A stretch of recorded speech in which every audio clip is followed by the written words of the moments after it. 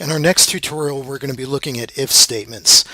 We've already done if statements, so let's do one that we're familiar with, just simply to refresh our memory. So I'm going to create a if function to look at the number of bedrooms, and if they're greater than or equal to 4, then I'm going to put 4 plus bedrooms. If that's false, meaning that it's 3 or less, I'll have 3 or less appear on the screen. So let's go to the recent sales and insert a column, and I'll have some kind of heading, 4 plus bedrooms. And now I'm going to type an if function, and remember our 3 entries. So we have an equation, a value if it's true, and a value if it's false. So within the value of true, you can have a function, an equation, or if you just want to put something in quotes for a text value, that's valid as well. So my equation here, I'm looking at whether the cell Q2 is greater than or equal to 4. If that's true, I'm going to classify, I'm going to put a text value of 4 or more bedrooms. And if that's false, put 3 or less bedrooms. So this is just a simple if statement similar to what we've used before, and I'm sure you used an Info 120, and I'll autocomplete. And I always want to test it, so if I have 3, 4, if it were 5, it would still say 4 or more. So it seems to be working as planned. Now for the next one, I want to create, instead of just 2 categories, I want to classify the square footage as either large, medium, or small. So for this, I need something called a nested if. And these can be kind of confusing because you end up having a lot of parentheses and commas, and it can be a little confusing as to the correct syntax to frame one of these. So I decided to Google it to get an example. There's lots of Excel examples on the internet, although you have these videos and you have a textbook. Sometimes it's useful just to Google something.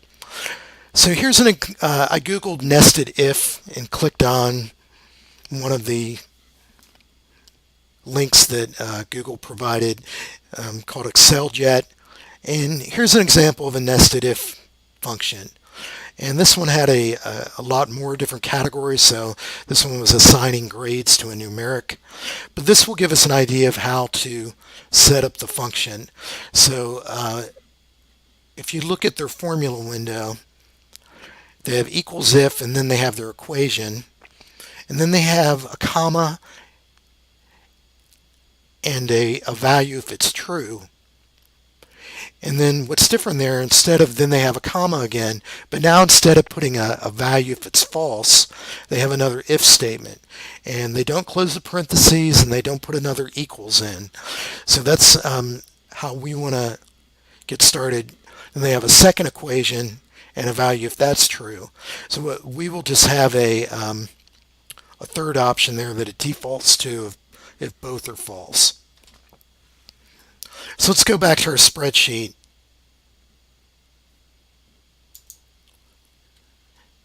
And again, we're going to be using the recent sales. And this time we're looking at the square footage.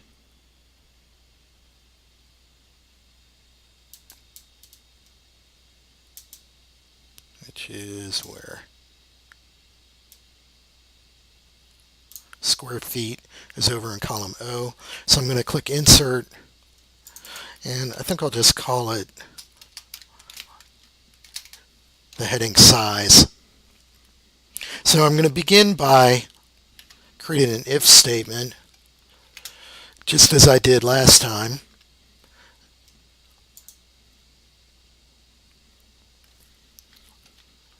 So if it's greater than 3,000, look over at my instructions. Let me cancel out of that real quick and look over at my instructions. So 3,000 or more. So I'm going to do greater than or equal to 3,000, and then less than 1,500 is going to be the second one.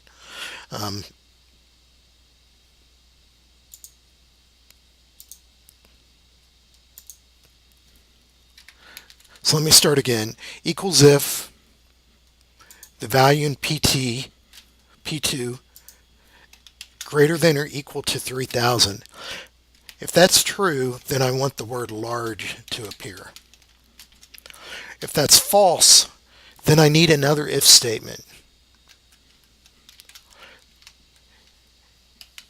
And now I'm going to do the same thing. If it's not greater than or equal to 3,000, but it's greater than or equal to 1,500, then I want the word medium to appear. I could have framed this differently. I could have said if P2 less than 1,500, then small. There's different ways to do the same thing. So if both of those are false, then I want the word small to appear.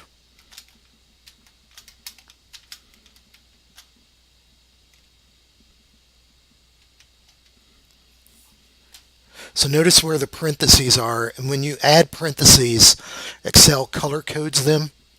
And this just takes a couple practices. So you can see the formula. Hopefully the video is, I'll enter this again and then I'll edit it so it's wide enough that you can see the, I'm going to make that column O extra wide and then edit the formula so you can see the entire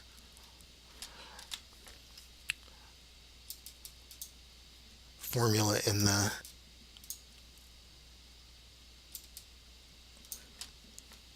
zoomed in version. So now you can see the entire formula. So you can see that we have one parentheses, comma, and then the first part, and then in the second part we have a comma and another if.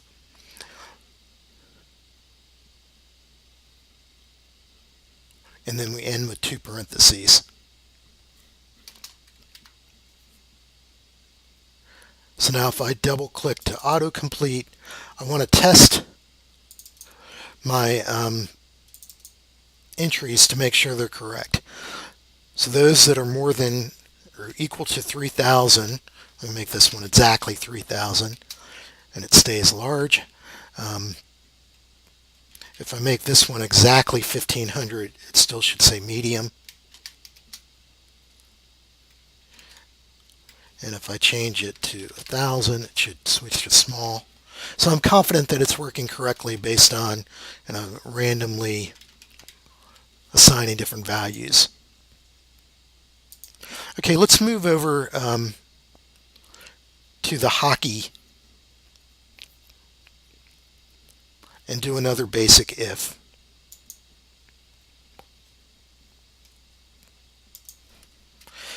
So I'm going to add a heading here, salary with bonus. The first criteria is if they scored more than 30 goals, 30 or more goals, then we're giving them a 10% bonus.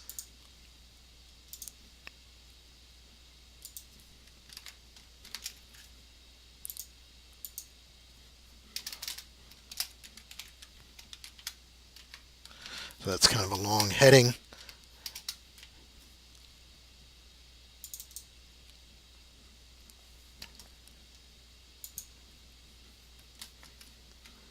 So I'm going to do a basic if statement here. So if the number of goals scored by the player in column 2 is greater than or equal to 30, If that's true, they get their salary times, I have to do 1.1 because it's 10% on top of the salary they're already getting. If they do not achieve 30 goals, then they're still getting their salary. So it's just plain, but they're not getting the bonus. So it's E2.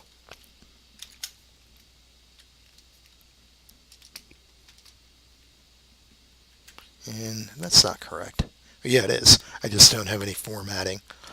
Um, so I'm going to use my format painter to quickly um, replicate the formatting from column E. So I'm going to select column E, click on Format Painter, and then select column F.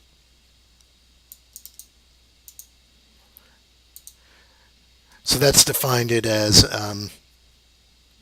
currency format with no decimal places, and it bolded and put a bottom border on the heading. So I double click and I want to spot check it. So here's somebody who did not get 30 goals. So they're getting their salary only. Here's somebody that did. So they're making same amount. So I could change one. So here's somebody making 550,000. If they earn 30 goals, they would get an extra 55,000, which would be 605,000. Okay, so that was easy enough. So now suppose we want to have two conditions. This is called an if-and statement. So they only get the bonus if they get 30 goals and 30 assists. So I've Googled this as well because the formatting of the syntax for the if-and function is a little bit confusing. So again, back to our friends at ExcelJet. So if they have an example here of an if this and that function. So here's how it works. You do an equals if and then parentheses and then you have the two conditions that have to be met, separated by a comma. So this could be an equation, greater than or equal to a number. Two cells can be compared. And then they have the value if both conditions are met and the value if either or is not met.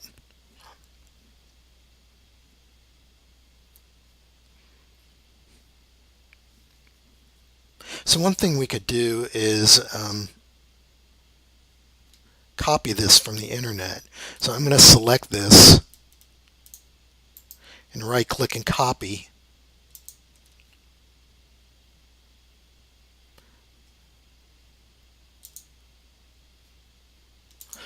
And now when I'm in my hockey, I'll paste it and then change it as needed. Salary with 10% bonus, goals and assists greater than or equal to 30. So now I'm going to go up to my formula window and I'm going to right click and paste. So now I have my if and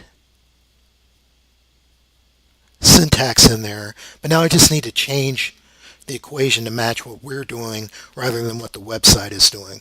So we're not evaluating cell A1, we're evaluating the goals and assists. So we're for the first player, his goals are in cell C2. So I'm going to look as to whether that's greater than or equal to 30. And then the second condition is in the number of assists are in cell D2. Notice that as I'm typing it, it's highlighting in blue and red the cells that are part of the equation. That also has to be greater than or equal to 30. So I'm hitting the delete key in my keyboard to remove those.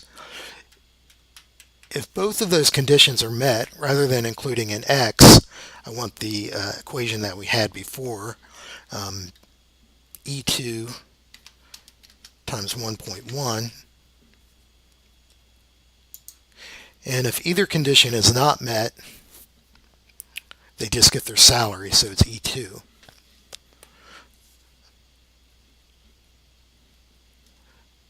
So I'll hover on this for just a second if you're needing some time to complete it. But here you see an example of an if-and function. So I hit enter. This player has 40 goals and 56 assists, so he met both conditions. I'll double click to autocomplete, and I'm going to format column F the same as column E, resize to get the whole heading. And now I just want to spot check it.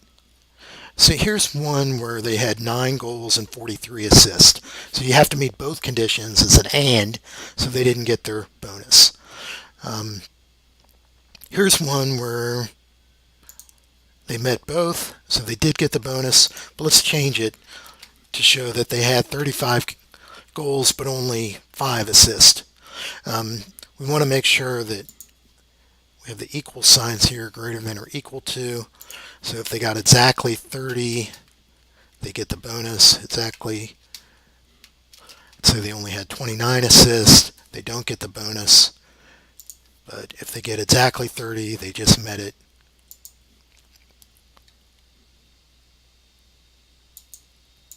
Okay, so the next example is I'm going to copy both the heading and the formula over to the right. So the heading is going to be salary with bonus goals. I'm going to change this to or assists greater than or equal to 30.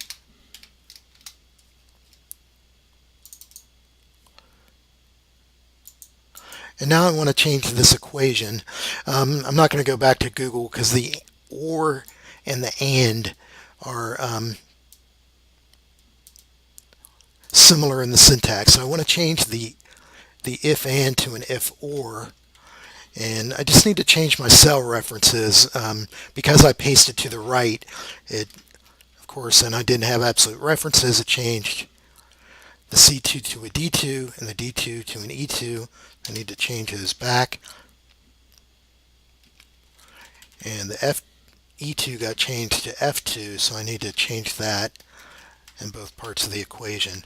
But once I do that, everything is the same. So if the goals are greater than or equal to 30, or the assists are greater than or equal to 30, then they're achieving the bonus.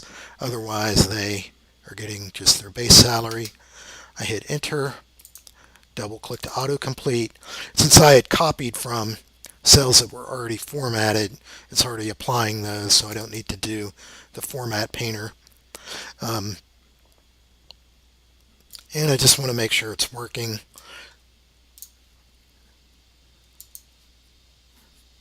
So here's one where they only achieve the goals. Here's one where they only achieve the assist. This one they had both. This one they had neither. So of the first 4 players in cells 2 through 5, in rows 2 through 5, the first 3 should all get the bonus because they achieved 30 goals or goals and assist until they get to row 5 where they did not have either. So you can see it's working as planned. Finally, we're going to do a count if to see the number of players. We've already done this, so this is kind of review.